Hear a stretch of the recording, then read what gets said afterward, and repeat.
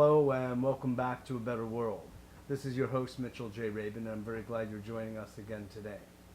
Today we're going to have another very interesting show. I have invited to be our guest Ed Japngie from Phoenix, Arizona, who has developed a series of products called Life Beat products, and it's a result of his work as a biomedical engineer for actually decades, looking at the interface of healing with technology and technology with consciousness. What is the role of our will? What is the role of our intent when it comes to the utilization of software, of different kinds of machines for healing, or for any number of different kinds of spiritual evolutionary activities?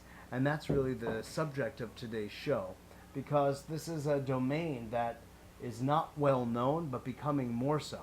And Ed has been really on the cutting edge of this, so we're very glad to have him here. And at a certain point in the show, we're going to give you a demonstration of the use of some of his sprays that are supercharged with energy in such a way that, well, what you see is something that is very unusual, something you won't see in other places, having to do with something you could call defying gravity.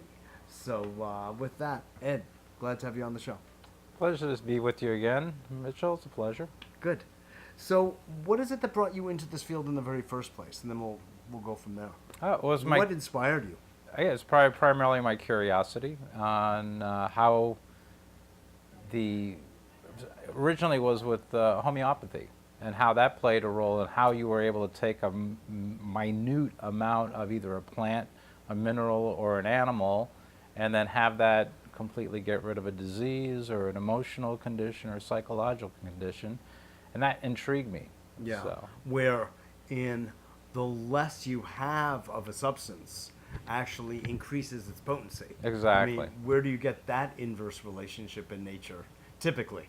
Right, and it shows up in a lot of different areas. But we're at a society where we think, we're supersize me. Right, everything is bigger is better. And Mo is better. Yeah, exactly. and so when you're talking about subtle energy, we're not talking about using a sledgehammer. Exactly. It gets lost in the mix. Exactly.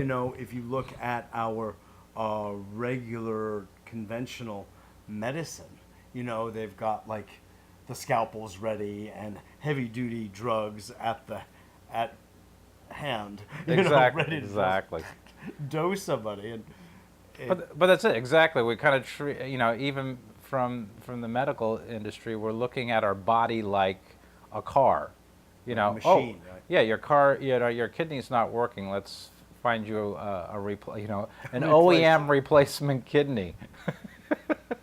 So it's really without interesting. Taking into consideration the energy of it, the soul that was behind generating the kidney in the first place, if there's a soul, and even just on a more plain level, a personality. Absolutely. That has been interacting with the environment and the world and itself in a particular way. You can't just take that out and stick it in another person and expect that kidney is its own entity, its own being, really. Exactly, and there's going to be consequences in regard to that. And that was kind of what I got into really looking at, was what is that connection? What is the information? What is the matrix that, if you were to take, stem cells, how does a stem cell know to become a cell of a kidney? Liver or kidney, or whatever it is. I mean, what is that mechanism that is that perfection?